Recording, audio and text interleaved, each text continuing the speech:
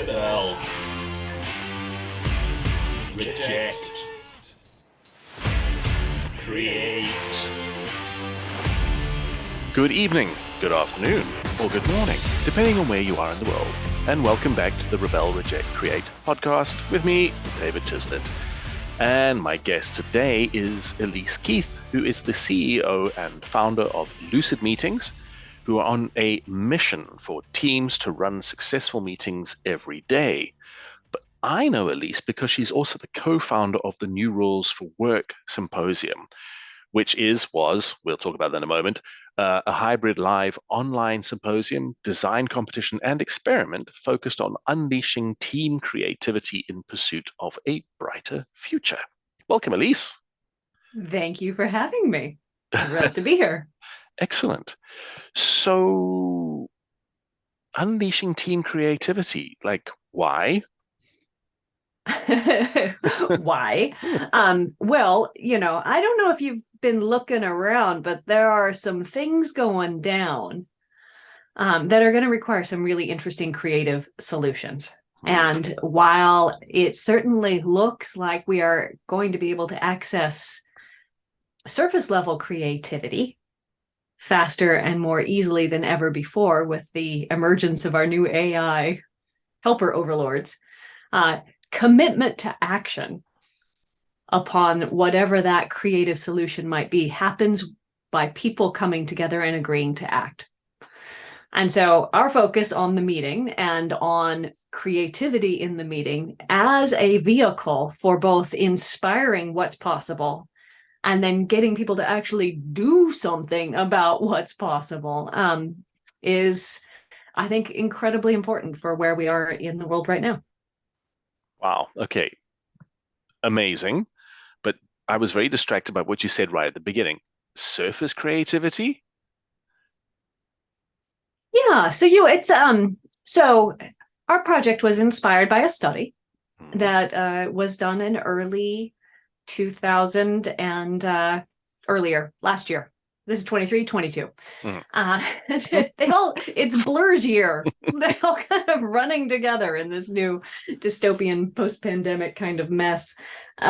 So this study came out and it was looking at whether meeting online versus meeting in person impacted a team's ability to come up with creative results. And the question that was asked in one part of the experiment is, how many creative alternative uses can you come up with for a Frisbee or bubble wrap, right? So I know right now I can throw that to ChatGPT and then feed those into Midjourney or Dolly or something like that. And I can have an amazing set of novelties. Like that level of creativity is readily accessible. The kind of creativity we need to answer wicked questions.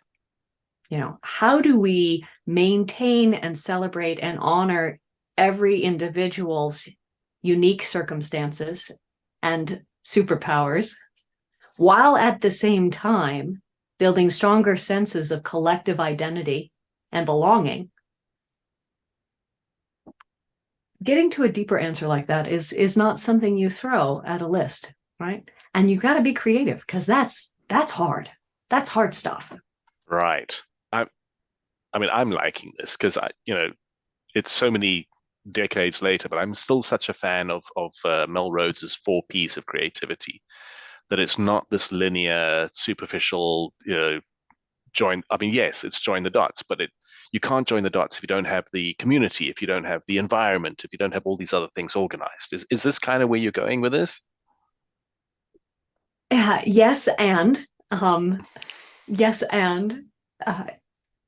we're also very interested in just what can we do in the design of how we come into the room together, whether that room's a virtual room or a physical room, in the way in which we just ask the question that can have an outsized impact on the result. Right. So it's joining the dots, but it's how do you create the container where the dots can be joined? Right. Yeah. Okay. So, I mean, that's your day job, as it were. That's my jam. You're Yeah. right. How does the whole new rules for work thing tie into all of this? So there is a tendency for the short answer and the simple answer to have an outsized impact on how decisions are made at the highest levels. And when this study came out in earlier last year, the study was simple, and it was simple in the way that many academic lab-based studies are, right? We isolate all of the variables so we can get very clean data and make a conclusion. The result that came back was that it seems that being over video inhibited creativity. The media grabbed this. The media said, it's official. Zoom kills creativity. Remote work is dead. You better mandate that people come back into the office. And business leaders who thought that was what the answer they wanted to hear said, yes, indeed, the science is settled. Let's do that. As creativity professionals, as meeting professionals, we know that we don't invite and get the best creativity by saying, hey, folks, how many creative ideas can you come up with? You've got 5 minutes, shout at each other, go. Yeah. So having the existing evidence, and we're all looking for this strong evidence to help us navigate these complex decisions. Having the existing evidence be based on that kind of methodology really tweaked us. We're like, you're being so like, polite. No. So the New Rules for Work project came about as, okay, we're smart folks. We've got access to all kinds of interesting techniques. There's all kinds of interesting technology. What if we work together to tackle some more interesting questions and at the same time generate a better evidence base, an evidence base based on the kinds of things we might actually think would work in these complex environments. And then we can use that to try and make better decisions. But let's put our starting spot on a better footing. Let's let ourselves the next level up. Right. I mean, no workplace is as reduced to the purity of a lab experiment for a start. Mm-hmm. Okay. Right. So scientific method is a beautiful thing, right? It helps us really isolate and pull all of the things apart. The question is, how do we put them back together? And how can we use some of that thinking to build a bigger picture? Okay. And how is it going? Well, I think you can help me answer some of this, because what we did is we said, okay, well, look, what we need is a new experiment, which means we need to run meetings that look more like the kinds of meetings we'd actually wish to run in our businesses, we'd be proud to be a part of, and hey, they ought to be fun, right? Because playfulness is deeply, deeply awesomely motivating, rewarding, all of that. So we'll design a new experiment, but we want this new experiment to have the best of our ideas. Well, what are the best ideas? Kind of egotistical for me and my co-organizer to just say we have the best ideas, therefore we're going to set out to prove them. Instead, why don't we invite people from around the world to come tell us what they think the best ideas are? Right. Which meant you and 56 other presenters kicked off January with an online symposium telling us some of the best of your best ideas. Right. And it was kind of rocking. What did you think? Whew. It was kind of exactly what I was expecting and not. Excellent. I love to both meet and defy expectations. Yeah, I mean, for a start, as someone who's done a global event, I thought the fact that you had 24-hour live programming, like, insane, and really cool for people all over the planet who, whenever they were awake, could actually participate live instead of having to watch recordings, which is what in the event I was involved with, we ended up just kind of being forced to do because we were under-resourced. And And I kind of ended up bumping into a whole lot of perspectives I wasn't kind of expecting to. So, for example, the guy who spoke before me was all about asynchronous meetings. And I totally wasn't expecting anyone to be talking about asynchronous meetings. And the longer he spoke, the more I realized I'd actually had something to do with an asynchronous app before called Flowers via somebody else who I'd bumped into on LinkedIn. And it all made a lot of sense. And I suddenly went, oh, yeah, that's what kind of like WhatsApp voice messages are. They're like asynchronous meetings. Absolutely. So yeah, it was very interesting. Um, and unfortunately, I was so busy with my own stuff, I didn't get to see more to be able to get a better idea of what else was going on. But just looking through the program, I was kind of thinking to myself, how does this hang together? And so, yeah, Right. that's what I'd still like to know. It's like, how did that all hang together? Well, and that was intentional. Right. The intent was to bring some of what we believe works, and then some people who we know disagree with what we believe works, Hmm. and some people who are looking at it from entirely different perspectives. So we have the practitioners. We have practitioners who focus on creativity Mhm. as their jam. We have folks who focus on connection and meaning and team or workplace, synchronous communication. We had some technologists. So we had the software vendors. We had the hardware vendors showing kind of what does it mean to enable connection and creativity in a distributed world.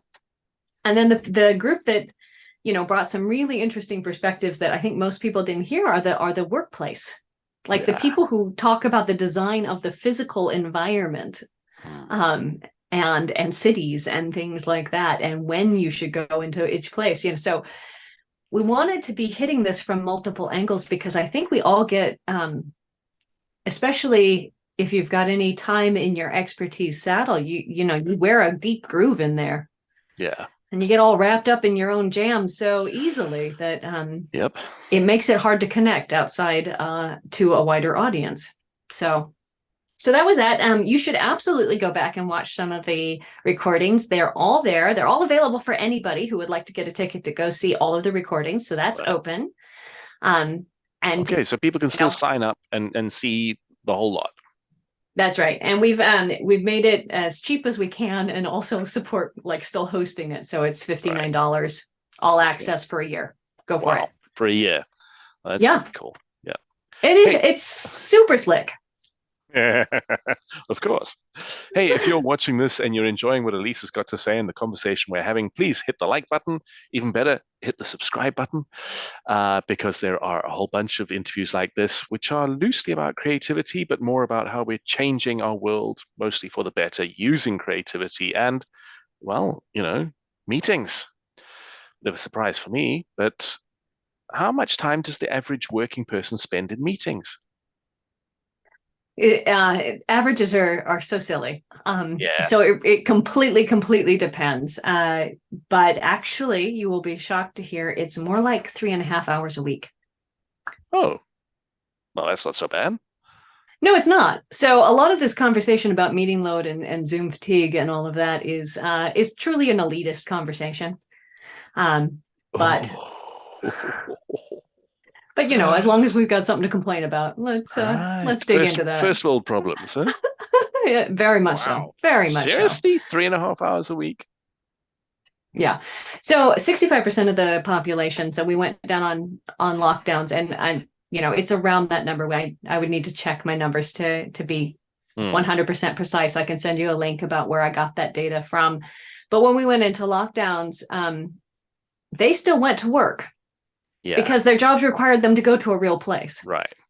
Yeah. Right. So right there, the number of people who are meeting all of the time in Zoom fatigue meetings is a fraction of a fraction of the 20% or so. Right. They got to do all their work from home in the first place. The people who've got access to the tools to make the noise. That's right. Yeah, we get to the professional pontificators get to do all of that. So it is absolutely a problem. because a lot of the large-scale decisions and the large-scale narrative is created there. And if that narrative sets the tone that this is a thing, then it's a thing.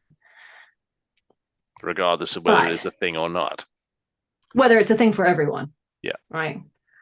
So every conversation that we are focusing on takes our attention away from conversations we could be focusing on. Yeah. So I would like to see that one go away. I would like to solve that one so that we can pay attention to things like, how can we do our work in a more playful way? How can we make more meaningful progress on what we are trying to achieve in our businesses, in our families, in our lives, while at the same time healing our planet, healing our communities? Like, I would love to have that conversation. Yeah. I mean, wow. We're going to have to reimagine everything to get to the bottom of that one, right? Because those things have been almost purposefully disconnected from the act of work, from the act of earning. So, right. Being engaged with purpose and, society and ecology and stuff it's not business. It's pushed to the side. It's not business, or if you touch it, you need to be super darn serious about it at all times because it's very depressing. Which makes it even harder to get everybody involved in. So right. what's the productive, generative, feeds your family, playful way to do that? That is a creative challenge. Yeah. So speaking of creative challenges, that symposium we ran was a kickoff. Right. It's not the experiment. That's just hey, let's get together and get started, right? Mm-hmm. So the next phase is a large-scale, multi-site quasi-experiment that everybody on the planet is invited to participate in. Okay, and what must they do? So teams of first, number one, collect a team of 12 to 36 people. 12 to 36 people. And if you are an organization or a company, collect multiple teams of 12 to 36 people who are willing to run a 1-hour meeting that will be recorded and fill out a couple surveys. And this meeting will be a creative problem-solving session on a topic like these we have been discussing. Right. How can we get the unheard voices in the places where decisions are made? How can we have more fun while at the same time making meaningful progress? How can we be more integrated and also more autonomous at the same time, right? Those kinds of questions are the questions we'll tackle. At the end of the experiment, we will have data showing how well people were able to answer those questions from when they were in the room, when they were online, and when they were in hybrid events. So we'll have this data about some really basic mechanics, right? Does the camera matter? Or if we use our tech well, can we achieve what we need to anywhere, right? So that's a useful question for workplace policy. Yeah. The other thing we'll have, though, is everyone's answers to those questions. Yeah. Right? How fun is that? So from there, we get to spring into step 2. And what step 2 is, I don't know yet. But excellent. That experiment, well, the goal is let's define new rules of work together. Yeah. And as we look at new rules, just a little background, my co-host is Dave Mastronardi, who runs the Gamestorming Group. When we think about rules, we don't think about control. We don't think about regulation. We think about the rules of the game. How do we create at work this magic circle, the Huizinga magic circle, so that we can walk in and know how to play and have a good time and be productive? Right. I mean, that was my immediate response, the whole new rules for work. I'm like, there are no rules. I hate rules. Break rules. Playful deviance should be a rule. Yeah. What are the rules? Rule number 1, there are no rules. It's a rule. Yeah. Well, I've been so inspired in my work by Pirate Code and, some of the, they're scary as all heck. But if you look at like Gold Rush gold miners or pirates, they were some of the most egalitarian, democratic, self-organizing groups at a time where that didn't exist on the planet, right? Hell no. So violent, awful, patriarchal, all of those things also. So what can we learn about from pirates while at the same time being not violent, patriarchal, awful? You know, being generative and peaceful and Yeah. Well, interesting enough, there's some very startlingly not misogynistic examples from the pirate world as well. absolutely. So it's yeah. Mm-hmm. Well, Yeah. yeah, every exception proves the rule, I guess. But all right, interesting. So, and how can people get involved in this experiment? What do they need to do? The easiest way is to go to newrulesforwork.com. And then Link from in there, the all show the notes. all the options are there. Right. Getting involved in the experiment, it's /experiment, and you'll find options to and register an experiment team, or if you're interested in having facilitators and technologists come into your organization and run that experiment with you and your teams, let us know, because we are helping people around the planet become available to help organizations gather that data. Okay. Wow. All right. There's even more levels to this. Yeah. Well, we've heard from big companies. They're like, hey, we're rebuilding our offices right now to enable the hybrid workplace, but we're not entirely sure how to do it or what to do. So this experiment is an opportunity to contribute to the science at a global level, while at the same time getting data about what works best for your teams in your offices. Right. Do they meet better in person? Do they meet better online? Do they meet better hybrid? What do they say? Right? Yeah. Get So your own data, see how it compares, contribute to science. Woo! Awesome. Elise, thank you. It's been amazing speaking to you. Last word. Can creativity change the world? I sure hope so. Thank you very much. And don't forget, check out the show notes for the links to the new rules for work for the experiment and, well, everything else that Elise gets up to as well. Thank you very much for watching. Don't forget, if you enjoyed this video or this podcast, if you're listening, please hit the like button, and even better, hit the subscribe button. There's plenty more where that came from. Until next time, keep on creating.